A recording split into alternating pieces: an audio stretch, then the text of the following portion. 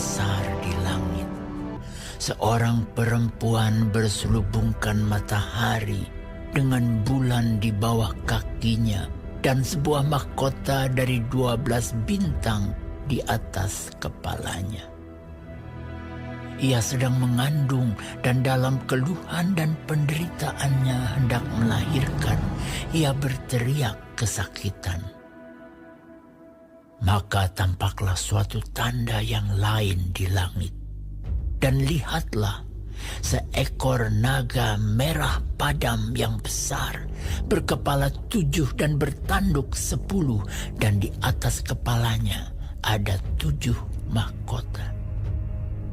Dan ekornya menyeret sepertiga dari bintang-bintang di langit dan melemparkannya ke atas bumi. Dan naga itu berdiri di hadapan perempuan yang hendak melahirkan itu untuk menelan anaknya segera sesudah perempuan itu melahirkannya. Maka ia melahirkan seorang anak laki-laki yang akan menggembalakan semua bangsa dengan gada besi. Tiba-tiba anaknya itu dirampas dan dibawa lari kepada Allah dan ke tahtanya. Perempuan itu lari ke padang gurun di mana telah disediakan suatu tempat baginya oleh Allah, supaya ia dipelihara di situ 1260 hari lamanya. Maka timbullah peperangan di sorga.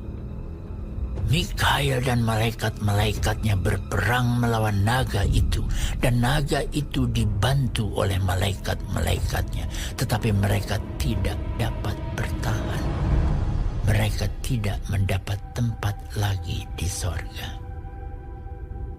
Dan naga besar itu, si ular tua, yang disebut iblis atau Satan, yang menyesatkan seluruh dunia, dilemparkan ke bawah. Ia dilemparkan ke bumi bersama-sama dengan malaikat-malaikatnya. Dan aku mendengar suara yang nyaring di sorga berkata, "Sekarang telah tiba keselamatan dan kuasa dan pemerintahan Allah kita, dan kekuasaan Dia yang diurapinya, karena telah dilemparkan ke bawah pendakwa saudara-saudara kita yang mendakwa mereka siang dan malam di hadapan Allah kita. Dan mereka mengalahkan Dia oleh darah anak domba dan oleh perkataan kesaksian mereka, karena mereka tidak mengasihi nyawa mereka sampai ke dalam maut. Karena itu bersukacitalah, hai sorga, hai kamu sekalian yang diam di dalamnya. Celakalah kamu, hai bumi dan laut, karena iblis telah turun kepadamu dalam geramnya yang dahsyat, karena ia tahu bahwa waktunya sudah singkat."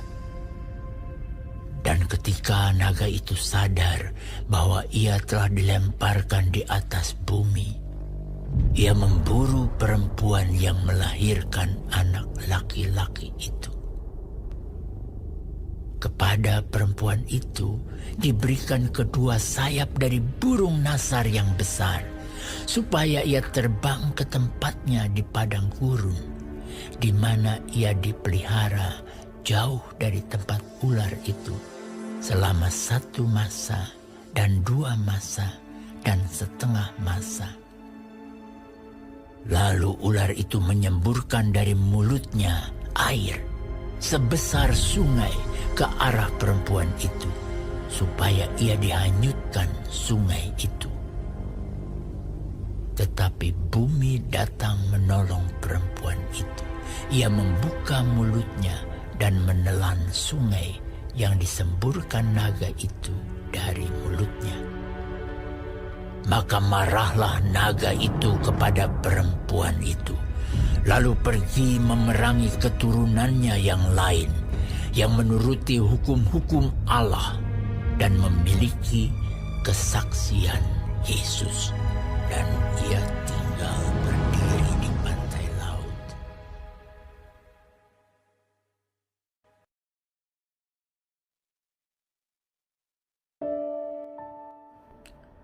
Shalom saudara-saudaraku yang kekasih di dalam Tuhan Yesus Kristus. Puji Tuhan kita masih diberi kesempatan hidup sampai hari ini dan mempelajari firman Tuhan, panduan kehidupan dari kitab Wahyu 12, perempuan dan naga. Tuhan Yesus memberkati. Saudara, sekali lagi ini bicara mengenai lambang. Perempuan adalah representasi gereja Tuhan, kumpulan orang percaya, ya, yang harus terus berjaga-jaga dan berdoa karena ada di dalam zona perang rohani melawan kuasa iblis, ya, yang dipatahkan, dihancurkan hanya di dalam nama Tuhan Yesus. Gereja harus tetap fokus berharap hanya kepada Tuhan di saat senang maupun susah, sehat maupun sakit. Gereja orang percaya adalah milik Tuhan. Hidup mati kita ada di dalam kuasa Tuhan. Rasul Yohanes melihat gereja sebagai metafora dari seorang perempuan yang berselubungkan matahari dengan bulan di bawah kakinya dan kesulitan bersalin, namun akhirnya dapat melahirkan. Dan perempuan itu lari ke padang gurun, suatu tempat yang disediakan Tuhan.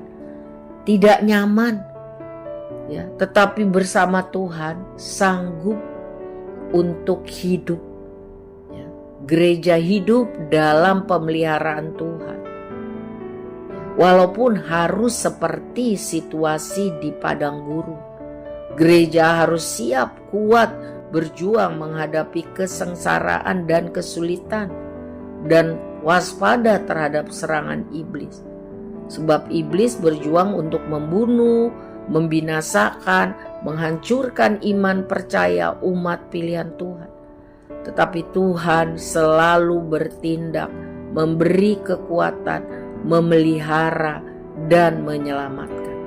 Gereja dipelihara, ditolong Tuhan, melewati keadaan seperti di padang gurun, melewati keadaan seperti dalam perjuangan, peperangan, kesulitan, kesengsaraan.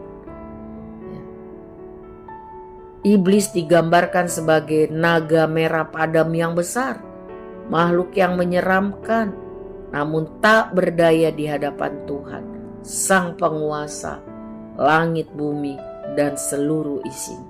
Tuhan yang memelihara gerejanya. Sebab itu, mari fokus untuk percaya kepada Tuhan, berpengharapan hanya kepada Tuhan. Dimampukan untuk percaya Tuhan baik dan bersyukur di dalam segala kesulitan dan kesengsaraan hidup. Itu adalah perjuangan iman. Kita tidak sendiri, Tuhan ada bersama gerejanya, umat percaya yang sungguh-sungguh mengasihinya. Ingat, Tuhan tahu yang terbaik bagi kita. Tuhan tahu untuk menyediakan yang terbaik bagi gerejanya. Mari kita berdiri teguh, dan itu perlu perjuangan. Supaya kita tambah hari tambah benar dan memancarkan kemuliaan Tuhan. Mari kita memohon Tuhan menolong kita untuk kuat, menang, menghadapi pertandingan iman. Saudara, waktu kita lemah, waktu kita merasa tidak sanggup, ingat ada Tuhan yang memberi kekuatan, kemenangan, kemuliaan.